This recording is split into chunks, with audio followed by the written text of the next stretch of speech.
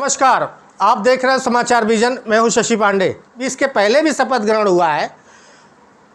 उत्तराखंड में शपथ ग्रहण किया गया, पंजाब में शपथ ग्रहण किया गया और हमारे चारों प्रदेशों में शपथ ग्रहण किया गया, लेकिन इतना हाय हुल्ला नहीं था, इतनी तैयारियां नहीं थी जितना उत्तर प्रदेश के योगी मंत्रिमंडल, योगी के चुनाव को लेकर के और शपथ ग्रहण को लेकर के तैयारियां हैं। पूरी तरीके से नेशनल मीडिया और लोकल मीडिया हर जगह छाया हुआ है। बैनर पोस्टर से पूरा लखनऊ पटा हुआ है, केसरिया रंग से रंगा हुआ है। क्या आप इसका मायने निकालते हैं? वीरेश जी, आपसे सवाल है।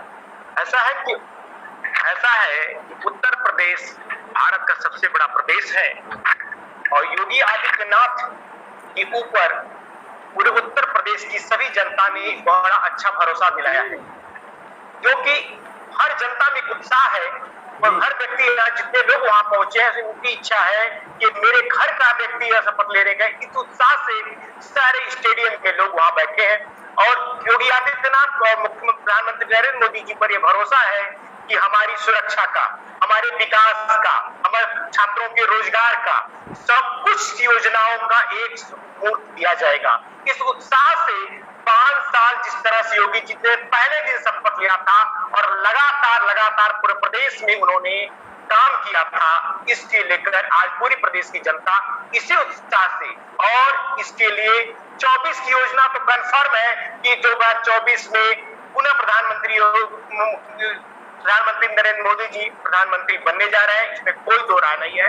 और मुख्यमंत्री योगी आदित्यनाथ हिंदुत्व के रूप में पूरे के पूरे जनता के ऊपर खड़े उतरे हैं।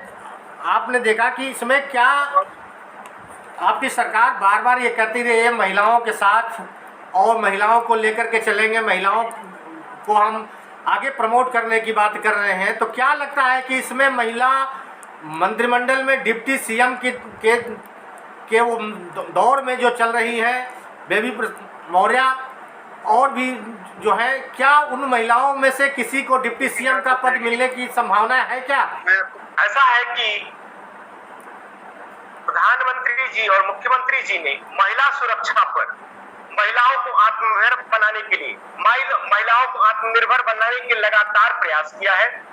संभवतः महिलाओं को आगे बढ़ाने के लिए बेबी रानी मौर्य का नाम चल रहा है, वो मुख्यमंत्री बनाई क्योंकि राज्यपाल ऊपर में रह चुकी है।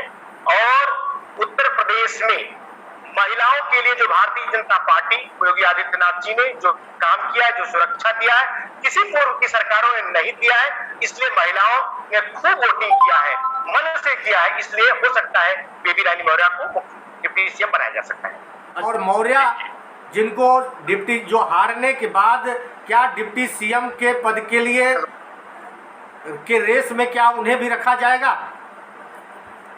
जी हाँ, क्योंकि केशव जी ने पूरे प्रदेश में लगातार पूरे विकास के दौर में पूरे के पूरे विकास के काम उन्होंने केशव जी ने किया है।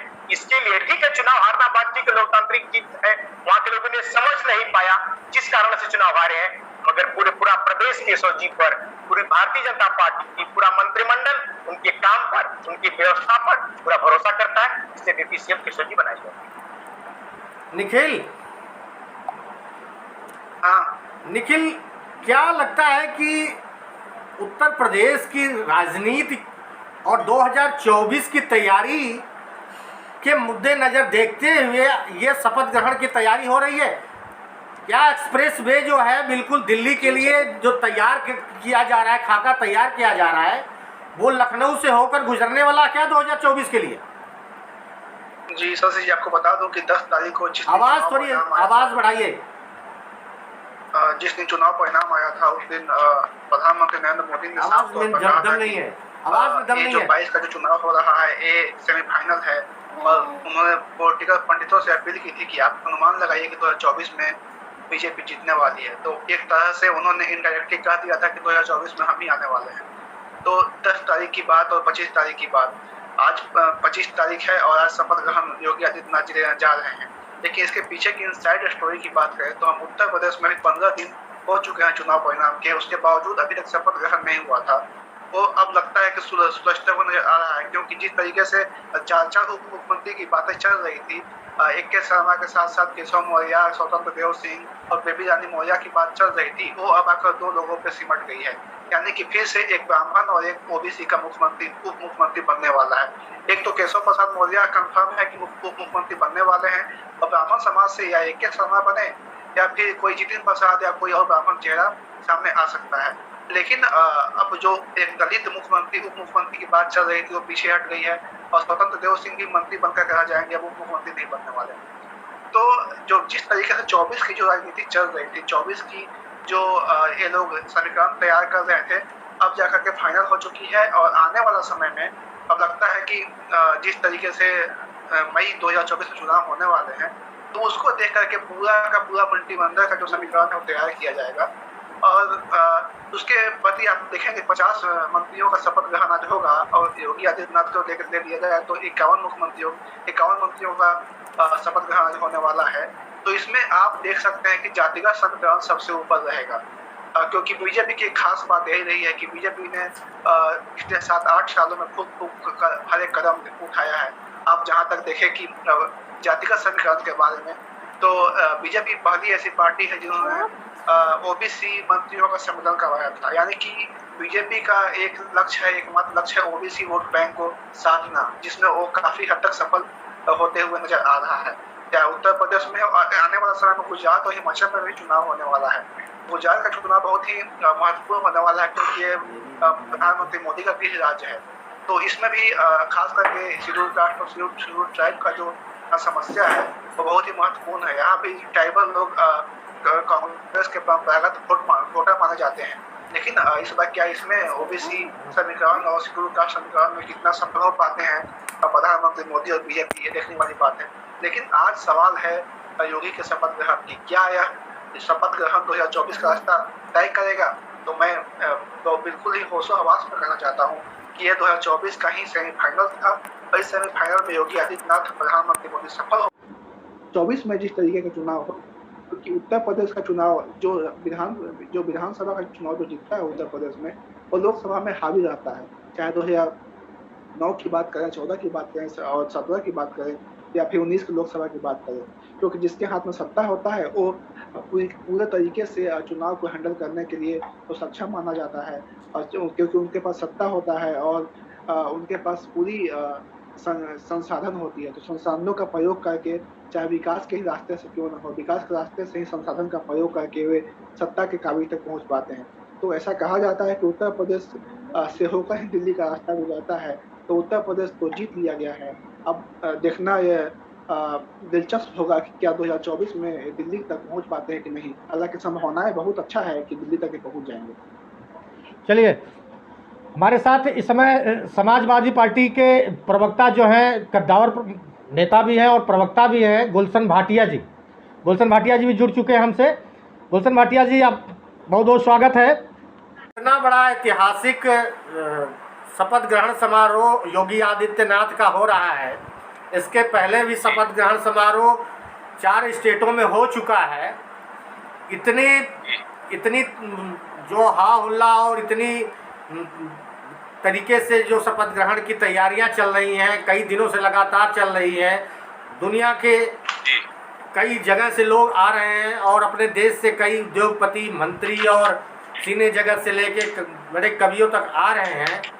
तो क्या ये इस शपथ ग्रहण का इतिहास जो है 2024 के इतिहास को दोहराएगा या क्या तैयारियां हैं, किस मुद्दे को लेकर के ये तैयारियां की जा रही है?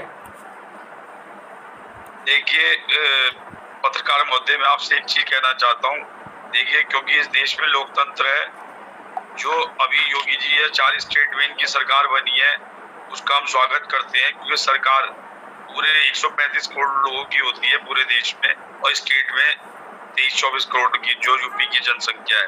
मेरा सिर्फ यही कहना है कि चौथी वेव जो चाइना में बोल रहे हैं, जो डॉक्टर्स वगैरह बोल रहे हैं, इसमें 2-3 चीजें मैं देख रहा हूँ बिल्कुल एनालाइज करके कि आप मुझे एक चीज बताइए, जब कोरोना चल रहा है और अभी कोरोना जड़ से खत्म नहीं है, डॉक्टर की स्टेटमेंट है, ये हमारी नहीं, तो आपको इतना क्राउड नहीं करना चाहिए था। उसमें 2 पहलू हैं।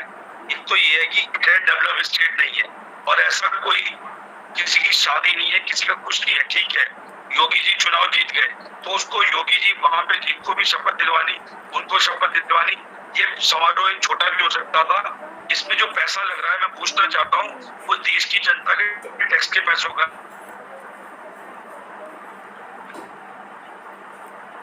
हाँ हाँ,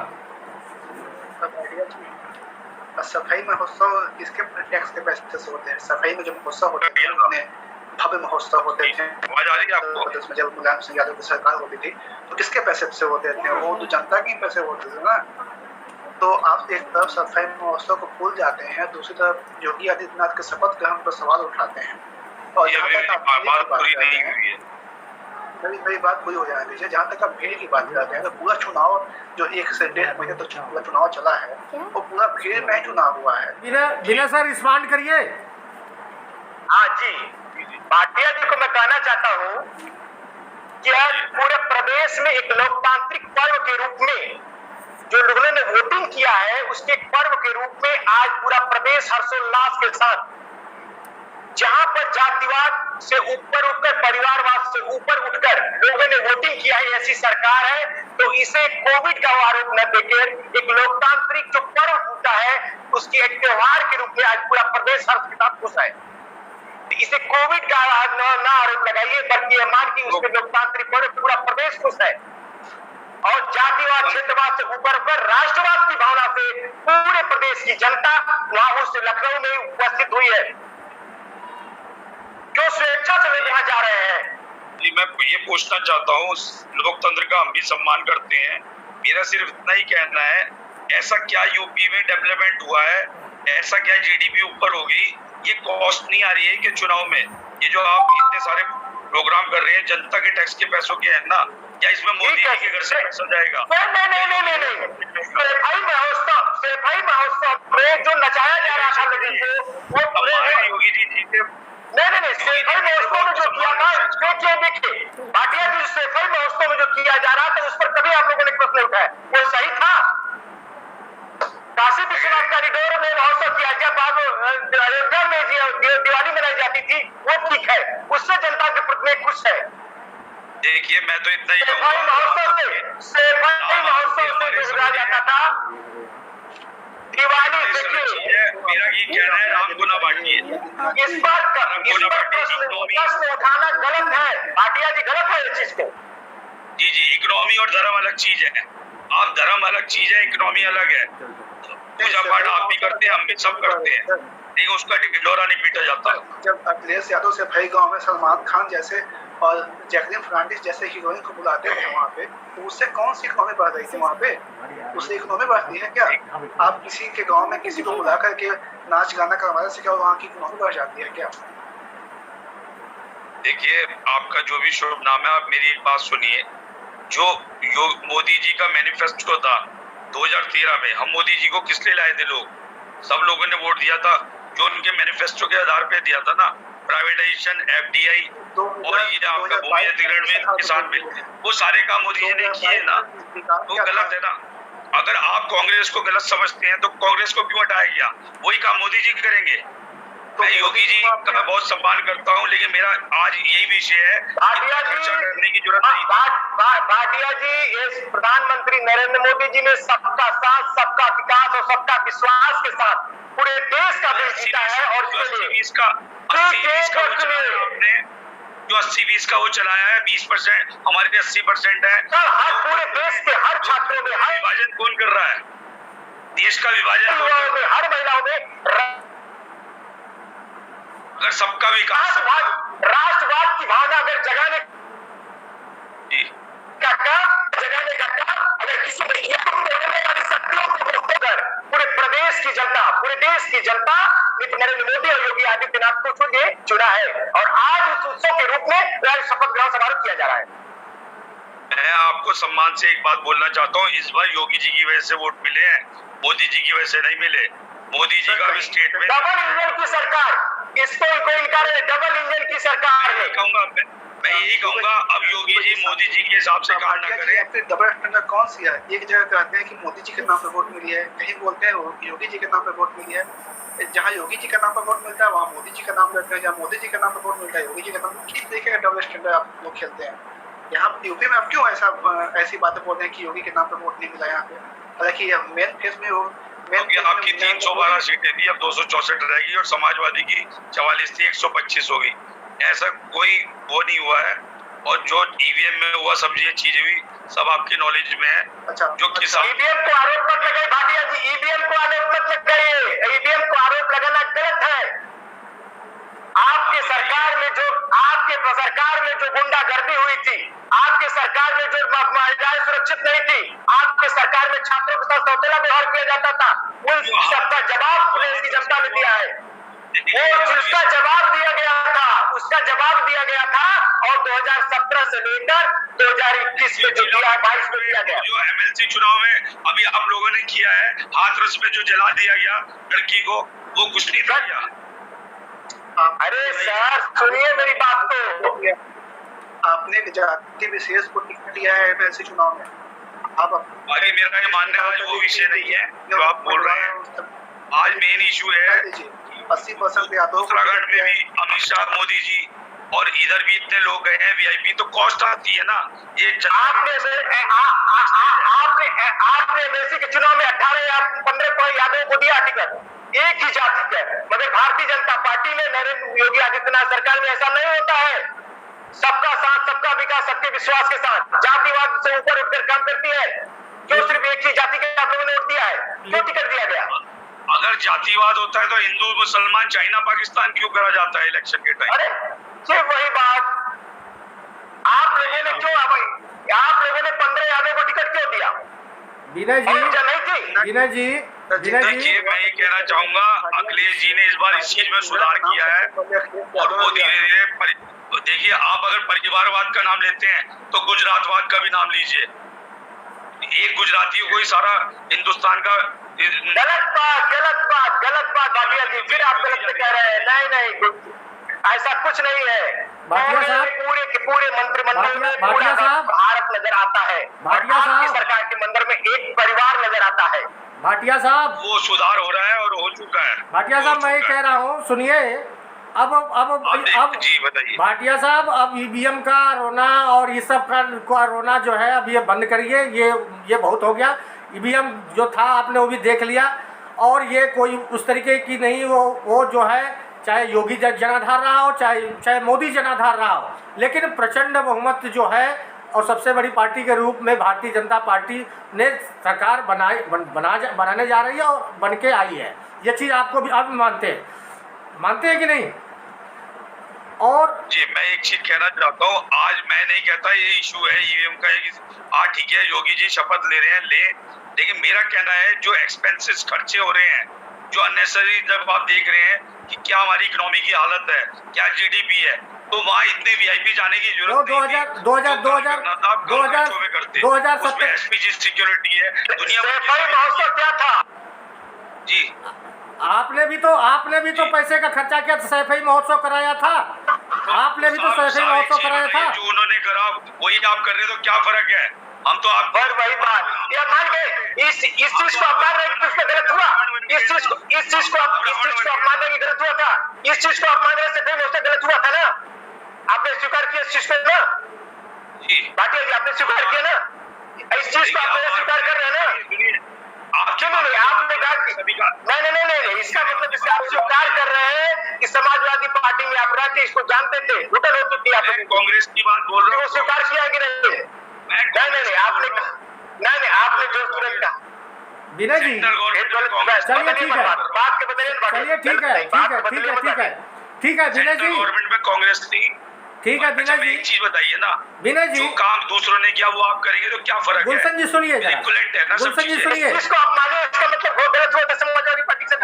भाटिया साहब सुनिए, भाटिया साहब सुनिए, मैं विनय जी सवाल मैं ये कह रहा हूँ कि आपने जो भी किया और इतना बड़ा वो किया, पूरी तरीके से लखनऊ को एकदम केसरिया रंग में रंग दिया है, हर जगह बड़े बड़े होर्डिंग पोस्टर बैनर लगे हैं और आप सरकार बनाने जा रहे हैं, लेकिन जो जनता जनार्दन है, जो जनता आपको चुनाव जीत करके आपको शीर्ष पे पहुंचाया है, उनको क्या आपने जो रिटर्न गिफ्ट दे दिया है महंगाई का, अभी 50 रुपये बढ़ा दिया है आपने सिलेंडर का दाम, पेट्रोल के दाम 80 पैसे आपने इजाफा कर दिया, आज फिर इजाफा हुआ है।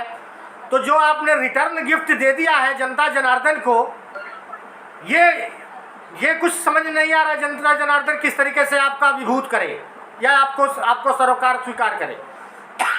शशि जी, जनता जनार्दन का गिफ्ट नहीं है। योगी आदित्यनाथ की सरकार में जितनी विकास हुआ है, काम हुआ, किसान समृद्ध है, बिजली अब गांव में जैसे 22 घंटे मिलती है, शहरों में 24 घंटे है। पूछिए भाटिया जी से कि बिजली कितनी घंटे इनकी सरकार में मिलती थी।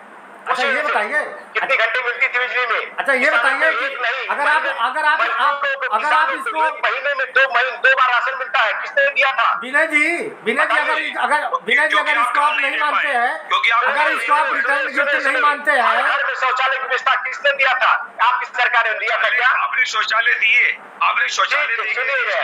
आवास योजना कौन सा बनवा था? क्या आपने दिया? क्या आपने एक हाथ से लिया, 10 हाथ से दिया, 10 हाथ से वही बात।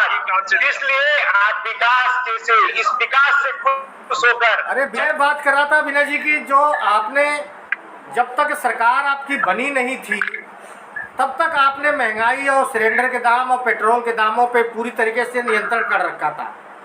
लेकिन जो ही आपकी सरकार बनी, अभी बनी नहीं है खैर, जो ही आप चुनाव जीते और शपथ ग्रहण से पहले ही आपने जनता को एक गिफ्ट हैम्पर दे दिया, वो 50 रुपये सिलेंडर का और पेट्रोल डीजल के भाव पे।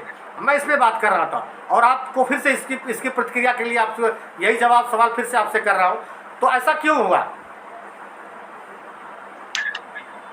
आपने देखा होगा शशि जी की देश में जिस विकास हुआ है, पिछली सरकारों की अपेक्षा सबसे अगर विकास हुआ है तो उत्तर प्रदेश में योगी आदित्यनाथ जी की सरकार में हुआ है। चाहे एक कभी तेरा व्यवहार पूरे उत्तर प्रदेश में किसी के साथ, स्कूलों में सबको अगर मिली स्कॉलरशिप तो सब मिली है। अन्य सरकारों में छात्रों के मन में एक अलग सी दुर्भावना आती थी, किसी को स्कॉलरशिप मिलता था, किसी को नहीं। एक तरफ से सबको दिया, राशन अगर मिला है तो सबको मिला है, सिलेंडर की व्यवस्था की तो सबको एक साथ हुए, एक सौतेला व्यवहार नहीं। मैं फिर वही कहूंगा, सबका विकास सबसे विश्वास के साथ योगी आदित्यनाथ जी ने और डबल इंजन की सरकार ने विकास किया है। इसमें कई आने की बात नहीं, किसी सौतेला व्यवहार नहीं किया गया और क्षेत्रवाद जातिवाद से ऊपर उठकर विकासवाद की धारा से लगातार प्रदेश में काम हुआ है। नहीं ठीक है, आपने किया है, विकासवाद किया है, विकासवाद की भूमिका लेकर के आपने पूरा जो पैनल चलाया, पूरा आपने जो अभियान चलाया था एक सुरक्षा के मुद्दे को लेकर के ही।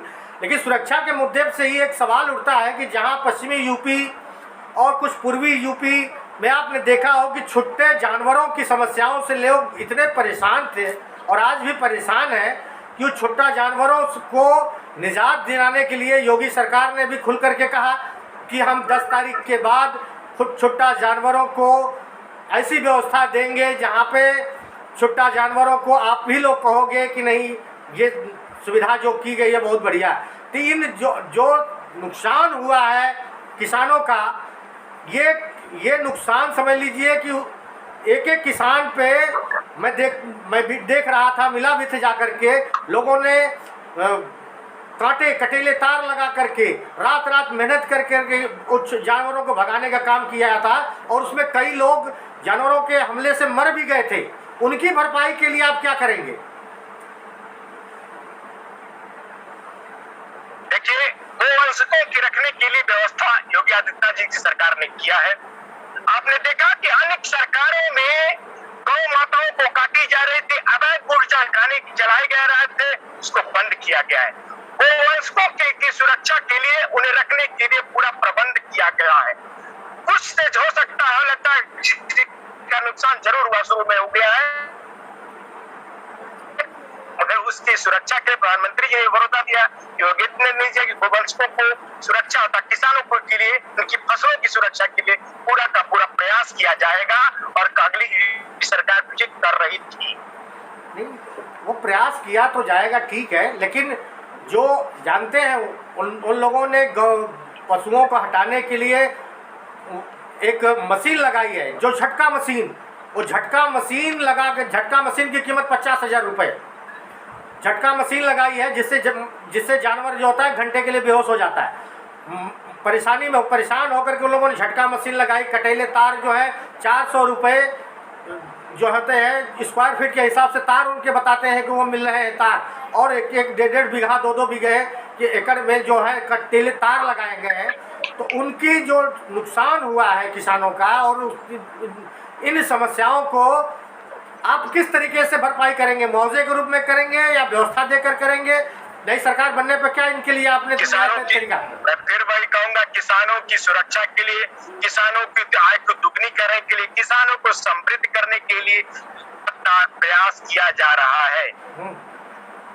लगातार प्रयास किया जा रहा है। योगी आदित्यनाथ सरकार ने छोटा पशुओं से लिए हो गया, नील गायों की सुरक्षा के लिए, किसानों की सुरक्षा के लिए लगातार प्रयास कर रही है। कुछ चीजें जरूर हो सकती है, में हुआ था, इसके लिए पूरा का पूरा उनकी किसानों फसलों की पहचान, इसके लिए हर गांव सभा में गोवंश पालन की नियुक्ति की गई है और गौशालाओं की जो खोला गया है। जो छोटा आवारा पशुएं रहेंगे उसमें ही रहेंगे, उनका वहीं से पालन पोषण होगा। 2024 की जो रणनीति तैयार की जा रही है, खाका तैयार किया जा रहा है, एक्सप्रेस वे आपने तैयार किया है, तो क्या लगता है कि 2024 का एक्सप्रेस वे जो है लखनऊ, जो आज शपथ ग्रहण होगा तो यहीं से तैयार होकर के चलेगा, या वहां पे एक नया समीकरण तैयार किया जाएगा 2024 के लिए? जी, आप ये जानते भी हैं, मैं बताना भी चाहता हूं कि दिल्ली का रास्ता यूपी से हो जाता है। दिल्ली का रास्ता यूपी से हो जाता है और 2024 जनता ने चुन लिया है प्रधानमंत्री नरेंद्र मोदी के लिए।